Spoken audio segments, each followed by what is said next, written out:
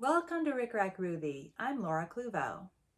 Today we will be making this glow fabric stuffed angel ornament. She's fun and easy, so let's get started. To make my glow fabric stuffed angel ornament, the first thing I want to do is look at the fabric and choose one of these ornaments to feature on the front of the project. And I've decided on this one. So to create the pattern, first thing I want to do is measure this. And I have determined that it is 2 inches across and 3 inches tall. To account for the seam allowance and also just for the three-dimensional nature of the project, I'm going to add 1 inch. So that's a 1/2 inch all the way around. And I have cut a little rectangle of graph paper that is 3 by 4. So I added 1 inch to the 2 by 3. You can do this for any one of these motifs. And then I have a sort of like a circle template, and I'm going to choose the 3-inch circle, which is right here, this one. And I'm going to measure up these little lines on the side, right here and here, at the center of the circle, about like that. And then I'm going to take my pencil and just draw that that semicircle there. That'll be the bottom of the angel. And then I'll fold this in half. And then because I know that I'm going to be gathering up the top edge and gluing on a 1-inch ball knob, I know from experience that I need this top edge to be about 1.5 inches, so that's 3/4 of an inch in half. Then I'm going to take my, say 1, 2, 3, so I made that mark there. Then I'm going to take my ruler again and just go from this mark to somewhere over here where I can see the edge of the circle right there. And then I'm going to cut this out with my paper scissors. So here's what my pattern looks like. Now I want to make a window template, so I just happen to have this red cardstock, and I'm going to use that to make the window template, but you can use a index card or just whatever you have. I'm using this white chalk pencil, and I will draw around the pattern and cut it out with my paper scissors. I just kind of go like this and get it started, and then trim it from the inside.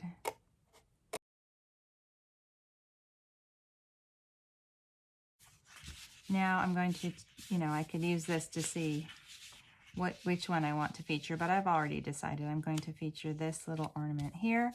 I like this because the ornament part will be down in the rounded part of the dress, and then the holly part will be up near her chin. So I'm going to use my pencil and just draw this here. And just for fun, I like to also have an ornament centered on the back. I think I'm going to do this one. And I'll cut these both out and I'll be right back. Here are my 2 shapes, and I'm just going to place them right sides together, pin around the outside edge, and stitch around here, leaving this top straight edge open. And I'll be right back. My seam allowance is just a scant 1/4 inch, but I'm going to trim it a little bit anyway. And now I'll turn it to the right side.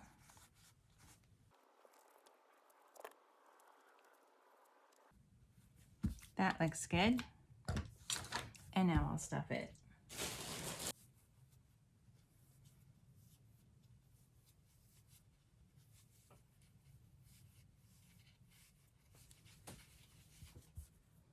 That looks good. Now I'll show you the back. The back also looks really good. And one thing that I like about the back is the way that these, these secondary motifs have created sort of a border here at the bottom. I'm still going to stick with this one because the color fills the shape a little bit better. But I don't know, with a little bit of planning, I could have gotten both sides to look really good. Now I'm going to gather up this top edge with a needle and thread. I like a thimble. And I'm just going to, I have a doubled strand of heavy duty craft thread. And I'm just going to gather this up with a running stitch through a single layer of fabric all the way around. And then before I pull it tight, I like to just sort of tuck that in like that. It's really important to have it well stuffed. You want this part to be very firm so that it'll support the head. I like to go back and forth and around a couple more times before I knot off my thread. Okay, so now it's time to glue on the head. I've already prepared a couple of faces. They're all pretty much alike. Let's see, do I have a preference? Not really, I think they're all the same. I'm going to apply some glue to the flat underside of the face of the head. And of course, the instructions for the Rick Rack Ruby face can be found in my Focus on Faces tutorial. I put a generous amount of glue on the underside there, making sure that this is the front. And I don't want too much glue showing, but I do have a collar that I'm going to put there. That looks good. There's our little angel. She's going to be so cute. Now we'll do a gathered up piece of flat lace. Here we go. It's about a ½ yard. And I'm going to gather it up and place it around her neck like a collar. I think I'll just use the same thread that I used to gather up the top of the dress. This is about 3/4 of an inch wide flat lace. I'm going to start like this and then just go in and out with a running stitch all the way to the opposite edge.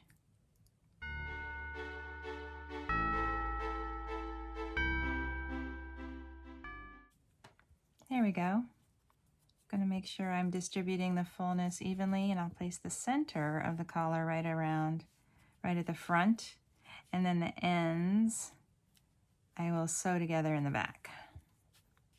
I'm having a lot of fun with this glow fabric collection. I think it's really fun and colorful and kind of nostalgic, but still modern in a weird way. But of course you could do the same idea with any fabric.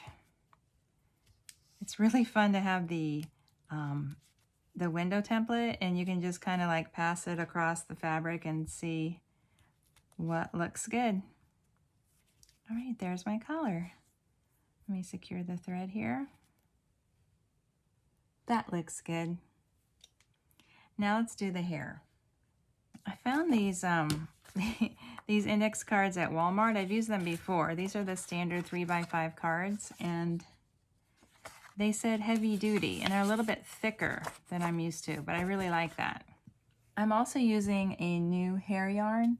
I usually use the loopy mohair, which I really like, but I've had too many people express to me that they can't find that, so I just want to try to use some different hair yarns and show you that, you know, anything looks really cute. But this one's really fine.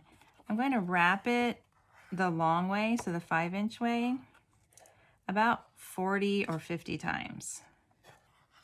Sometimes the index cards will have a tendency to kind of bend and fold, and the thickness of this card really helps, but also I put my underside, the left hand, you know, right like this, so that the yarn actually is wrapping around my fingers.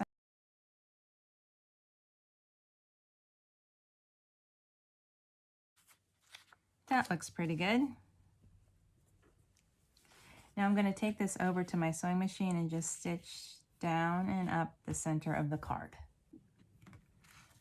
Now I will tear the card to remove it from in between the loops of yarn and tear it right along the perforation there.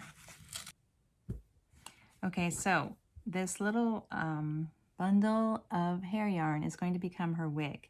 The center of the bundle will be glued right to the center of the top of her head, and then the seam will be pulled around to the back, and the ends will sort of join together right here at the back of her neck.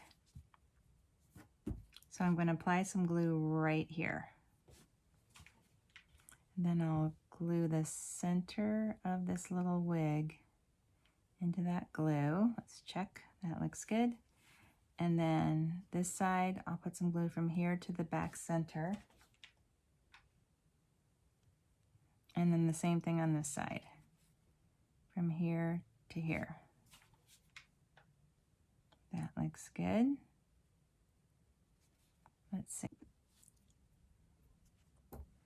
Here we go. Now I'm going to draw the hair up like this and tie it off.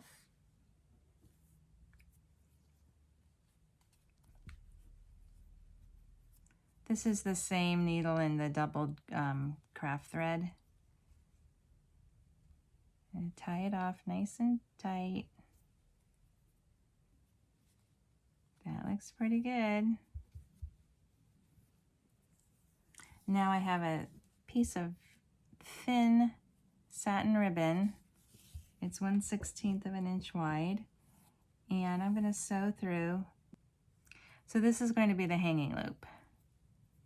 So I just stitch that through below that little ponytail. There we go. And then we'll do a halo.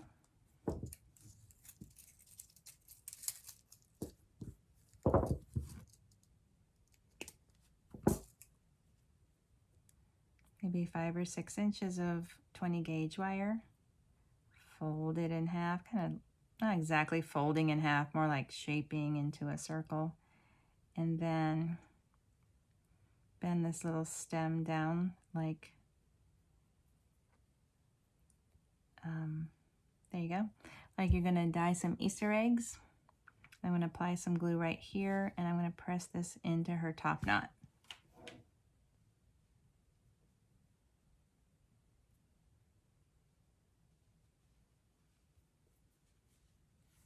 There we go. And then a little decoration right here.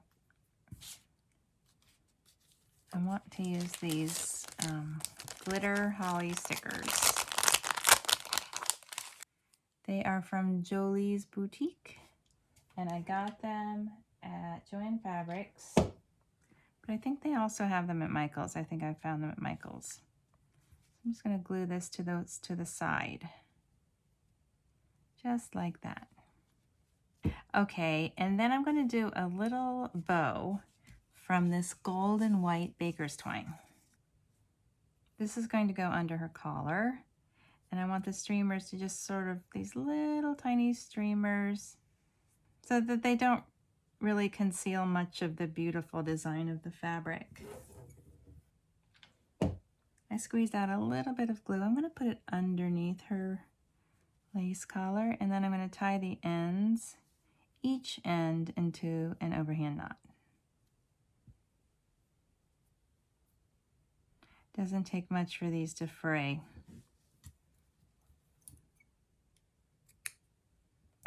There we go.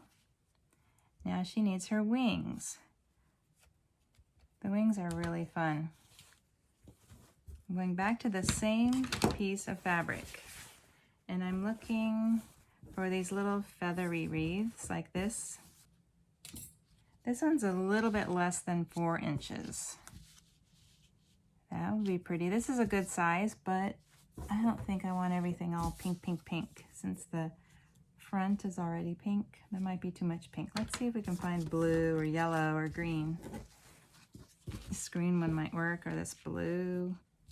Maybe I'll use green. I think this will work.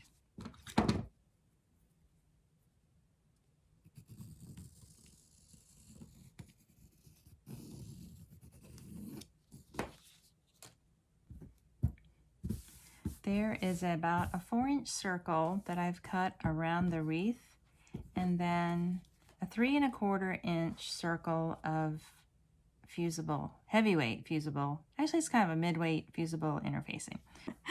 I'm going to press this. Here's my wing piece, the circle with the interfacing fused to the back. And now I'm going to fold it in half. And the bow, I want that to be right in the center so that, here we go. So that when this is sewn, there might be a little hint of it showing behind her face there. We'll try. And if not, this is fine too. But this is the idea. And it will be upside down, of course. So I'm going to fold this right sides together with the bow in the center, and I'm going to stitch right around here with a scant 1/4 inch seam allowance. Even though it's a fairly small seam allowance, I'm still going to trim it a little bit. The front, so in other words, the piece that goes against the back of her head, the front of the wings, is the piece with the bow. So I'm going to cut an opening in this. See how I do this? It's kind of hard to describe, but I'm going to mark a little cross or an X right here, starting about 1/4 inch down from the top fold, and I'm going to cut that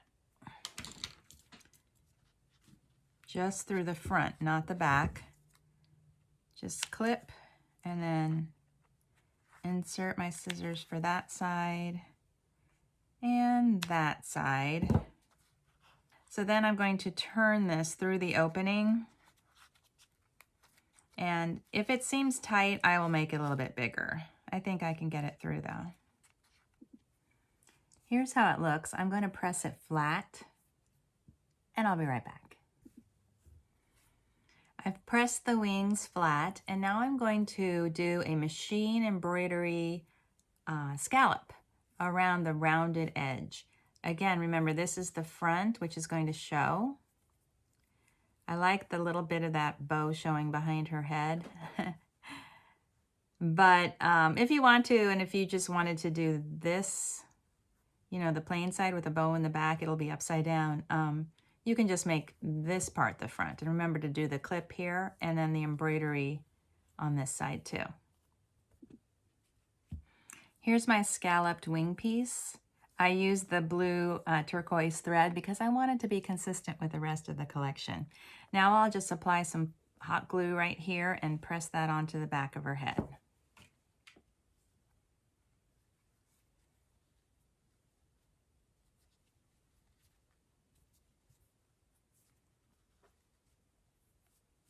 That looks good. And she's done. Thank you. Wait, hold on a second. Okay, boom. Thank you for watching my tutorial. If you're enjoying my videos, please like, share, and subscribe.